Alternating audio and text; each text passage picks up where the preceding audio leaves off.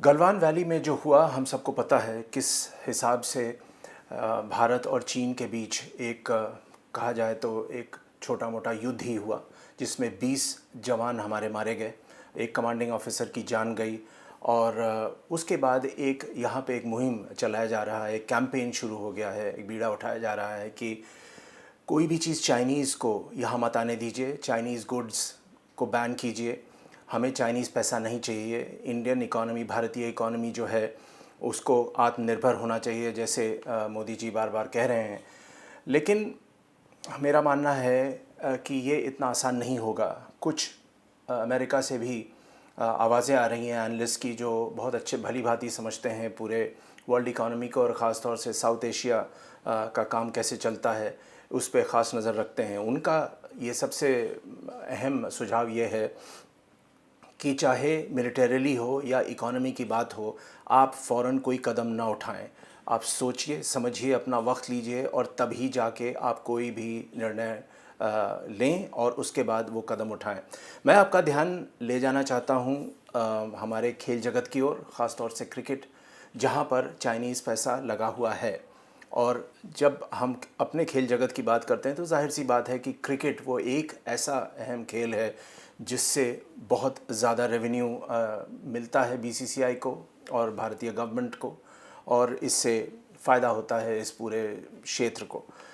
तो बीसीसीआई की अगर हम बात करें तो बीसीसीआई को 440 करोड़ हर साल ये आईपीएल टाइटल स्पॉन्सर वीवो से मिलता है और ये 5 साल की डील है। बीसीसीआई के जो ट्रेजरर हैं अरुण धुमाल, उन्होंने अभी एक मीडिया स्टेटमेंट दिया है और उनका कहना है कि वो बीसीसीआई इस स्पॉन्सरशिप पॉलिसी को फिर से रिव्यू कर सकता है, लेकिन जब ये कॉन्ट्रैक्ट ख़त्म होगा तभी वो करेगा, उससे पहले वो नहीं करना चाहता। उसके पीछे कुछ कारण दिए गए हैं और जो मेरे हिसाब से अच्छे कारण हैं। उनका कहना है कि ये चाइनीज़ पैसा वो बाहर से आ रहा है, वो इंडिया के हित में है और कोई भी ऐसा कदम नहीं उठाया जा रहा है कि इससे भारत को हानि पहुँचे, और ख़ास तौर से इंडियन क्रिकेट के लिए तो बहुत ही अच्छा कदम है। उन्होंने ये भी कहा कि जब आप किसी भी चीज़ को इमोशनली समझने की कोशिश करते हैं, जब या तो ज़्यादा गुस्सा होता है, जब लोगों के मन में एक ऐसी भावना होती है कि इतना हमारे साथ गलत हुआ है, हमारे 20 जवान मारे गए इन हालात में, तो हम क्या कर रहे हैं, भारत क्या कर रही है, भारत सरकार क्या कर रही है, और फ़ौरन कुछ कदम उठाए जाने चाहिए। तो धूमाल का कहना है कि जब हम इसको इमोशनली बात करते हैं तो उस समय उसके पीछे जो रैशनल, उन्होंने शब्द इस्तेमाल किया है, जो कहा जाए ये इसका तात्पर्य होगा कि उसके पीछे जो आपकी सोच है वो करीब करीब ख़त्म हो जाती है। तो उनका धुमाल बार बार इसी पॉइंट पर आ रहे हैं कि ये चाइनीज़ कंपनी से जो पैसा आ रहा है इंडियन क्रिकेट को, ये बहुत बड़ा पैसा है और इससे इंडियन क्रिकेट का भला हो रहा है, इंडियन इकॉनमी का भला हो रहा है, इसे हमें इमीडिएटली नहीं रोकना चाहिए। उन्होंने ये भी कहा, और अंग्रेज़ी में ये लाइन है, that when we are allowing Chinese companies to sell their products in India, whatever money they are taking from Indian consumers, they are paying part of it to the BCCI as brand promotion. और उसके ऊपर जो BCCI का board है वो एक tax प्रतिशत वो सरकार को देता है, इंडियन गवर्नमेंट को देता है, जिससे इंडिया का जो कॉज़ है वो ज़्यादा पुख्ता होता है और चीन को इसमें कोई फ़ायदा नहीं है। और इसकी वजह से हमें कोई भी ऐसा कदम फ़ौरन नहीं उठाना चाहिए जिससे इस पूरे कॉन्ट्रैक्ट को या ये जो बड़ा पैसा आ रहा है ये आना बंद हो जाए, और इससे भारतीय क्रिकेट को और हानि ही होगा। और जो अभी लॉकडाउन के हालात हैं, आप सबको बहुत अच्छी तरह पता है कि किस तरीके से सारी चीज़ें ठप हो गई हैं। सबको इंतज़ार है कि खेल फिर से शुरू होगा, क्रिकेट शुरू होगा, कब होगा ये तो थोड़ा वक्त ही बताएगा। दिसंबर में इंडियन क्रिकेट टीम को जाना है ऑस्ट्रेलिया, आईपीएल का अभी भी पता नहीं है। तो ये सब तमाम चीज़ें हैं और जिसको लेके बीसीसीआई काफ़ी चिंतित है, और बीसीसीआई पहले भी कह चुकी है कि अगर आईपीएल नहीं हुआ तो बीसीसीआई को बहुत तगड़ा हर्जाना भरना पड़ेगा। इस पॉइंट पे जब हम आते हैं कि ये कौन सी चाइनीज़ कंपनी है जिसका पैसा लगा हुआ है, तो वो चाइनीज़ कंपनी का नाम है बीबीके, जिसके 2 स्मार्टफ़ोन ब्रांड्स हैं, एक है ओप्पो, एक है वीवो। और इन दोनों नामों से जो भारतीय लोग हैं अच्छी तरह वाकिफ़ हैं, बहुतों के पास ये फ़ोन्स हैं। और आपको ये भी बता दें कि जो पूरा अगर आप आंकड़ा देखें तो करीब करीब 70% जो मोबाइल फ़ोन्स हैं इस बिज़नेस के का जो डोमिनेशन है ये ज़्यादातर चाइनीज़ फ़ोन्स के पास ही है। तो आप इससे अंदाज़ा लगा सकते हैं कि किस हद तक ये चाइनीज़ फर्म्स और ये चाइनीज़ जो मोबाइल फ़ोन्स हैं वो भारत में बिकती हैं, पॉपुलर हैं। पैसे पे आएँ तो जब आप ओप्पो और वीवो की बात कर रहे हैं तो इन्होंने कमिट किया है 3,500 करोड़ स्पॉन्सरशिप पैसा उन्होंने इंडिया में लगाने का, और जिसमें ज़्यादातर क्रिकेट का ही है।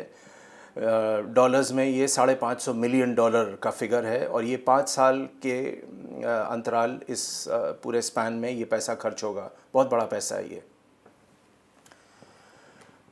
और जब मैं पहले ही कह चुका हूँ कि जब हालात मुश्किल हैं, जब स्पॉन्सरशिप्स नहीं मिल रहे हैं, ब्रांड्स की हालत काफ़ी दयनीय है, क्रिकेट हो नहीं रहा है, तो उस वक्त इन ब्रांड्स का यहाँ होना क्रिकेट के लिए फ़ायदेमंद है, ब्रांड्स के लिए फ़ायदेमंद है, और जैसे आप जानते हैं एक ओवरऑल फ़ायदा इंडिया को होगा। वीवो का 5 ईयर का IPL टाइटल स्पॉन्सरशिप डील है, और ये 2,000 करोड़ के ऊपर का है।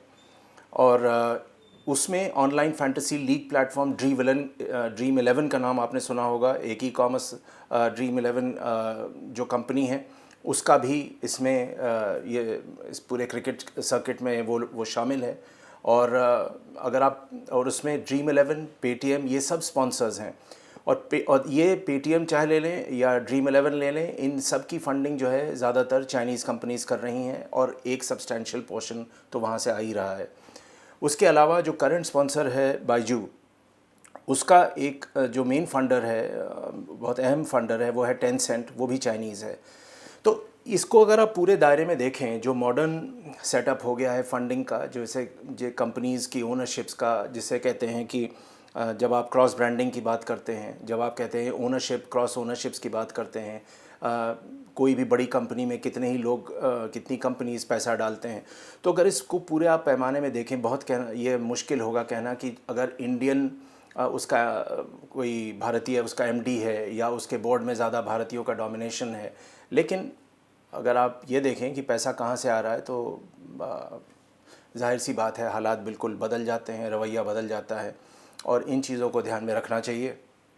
ये भी है कि जहाँ तक ई स्पोर्ट्स की बात है, ई स्पोर्ट्स में भी चाइनीज़ कंपनी का डोमिनेशन है। मेरे पास एक टेक्स्ट मैसेज आया था मोबाइल पे, और इंडियन ओलंपिक एसोसिएशन ने एक अग्रीमेंट किया था एक चाइनीज़ कंपनी के साथ, उसका नाम है लीनिंग, और वो कंपनी जो है वो स्पॉन्सर करती है जो प्लेयर्स के जर्सीज़ होते हैं, जो किट्स होते हैं वो। और IOA के ट्रेजरर का कहना है कि अब वो देखेंगे कि किस तरीके से ये अग्रीमेंट को ख़त्म किया जाए।